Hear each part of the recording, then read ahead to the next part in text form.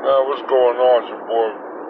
Just really want to jump in here. Really wanted to talk a little more about this white woman and the reason why there's a lack of respect, not just from white women, but from other racial women, from other racial groups. The Hispanics, you know what? That's really, I can't really say that they are a complete racial group because the term Hispanics was basically created by Americans, or I would just say people in the United States and stuff like that, from the government standpoint, that literally created those labels. So, but it's a generalization that's, like a total part of voting block. So it's a little bit harder to really categorize those two terms as a racial group. I mean, is it a multiracial group? Yes. Is it a mixed racial group? Yes. Is it some of them not racially mixed? Nope. Yes, as well. I mean, a lot of them some is actually pure white, some of them is actually pure black, and some could be pure native and pure Asian. So that's just the fundamental things of the quote Hispanic Latino term. But in the United States, like I said, nobody besides really outside of the United States, nobody don't even use that term. Most people that come from Spanish origins or whatever, they don't even use the term Hispanic or Latino when they're outside of America. They're just known to identify solely from where they're from, like their nationality. So, so I basically need to tell people, everybody need to get off of the Hispanic name and the Latino term name, because outside of the United States, basically, it don't mean nothing. It's not really even on most other country census. So, I definitely want to talk about the reason why white women and black women have been having a very intricate relation. This goes back all the way to the Roman and Greco period, with Egypt with Kush with the Carthage. This goes even with the Moors relation. And I always like to tell people, black women or African women, they have an affinity of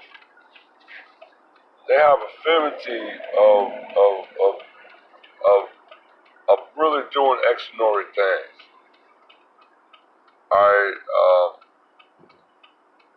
Most white women, European women, they didn't get into, some of them that were even part of royal families didn't get into the actual rulership until the 1700s. The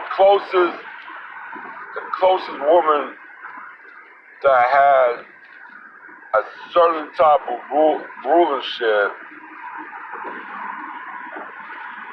prior to, and I'm talking about European sense, since the Victoria era of Europe, was Joan of Arc. Now, Joan of Arc was during, I think, 11 to 1200, like maybe I think the 13th or the 12th century. Joan of Arc disguised herself as a man, and she led with her army. She was burned at the stake because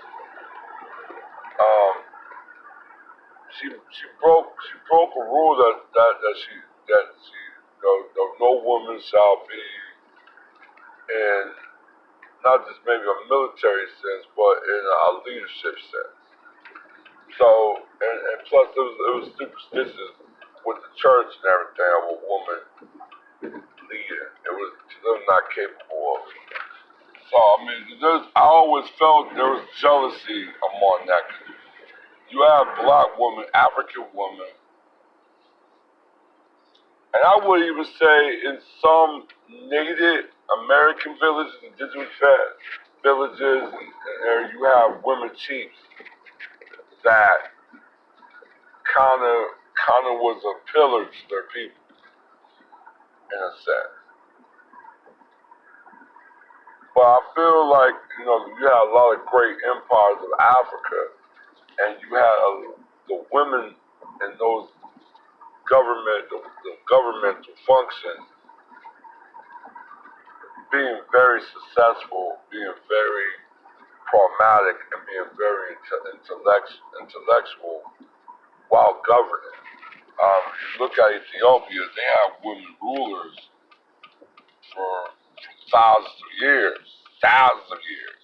Actually, you want to talk about the other ruler, well, a ruler that nobody really don't talk about is Empress Candace. Now she was actually a little bit older, because you had Empress Candace Canera. Now she was like in I think 26, 27 BC, but Empress Candace was in. No, actually, my bad. Empress Candace was actually older than Candace Canera. Canaris was actually born in like the 28, 29, 30 BC. She was like, it was way before her time. But, uh, but yeah, she stopped Alexander the Great from even coming into Africa. Now, Ethiopia at the time was the cornerstone of Egypt, or you want to say Kemet, but Egypt. And what I mean by that, for you to really attack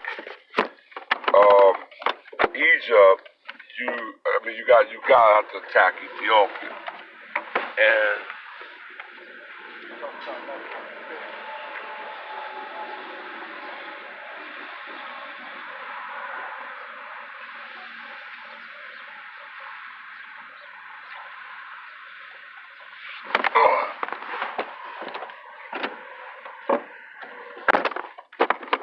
so I think there's some type of, even during the slave period, you have many slave women that were beautiful, they were very intellectual, they were very creative in what they were doing.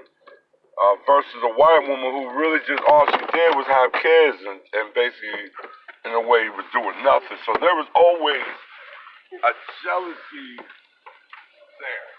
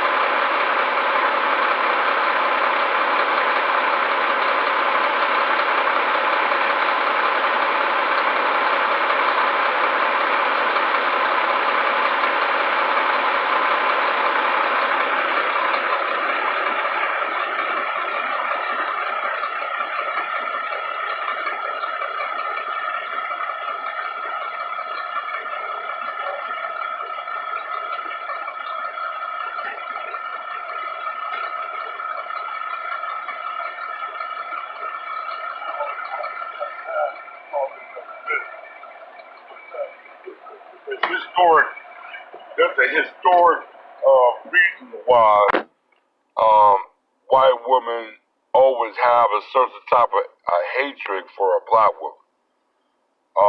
Like I said, if you start looking at history, you go back to even the present day or now, or black woman that you're messing with, you can kind of see it. I'll definitely get back with you guys with it. I'll hit you guys with another video, and you guys stay up, alright? One.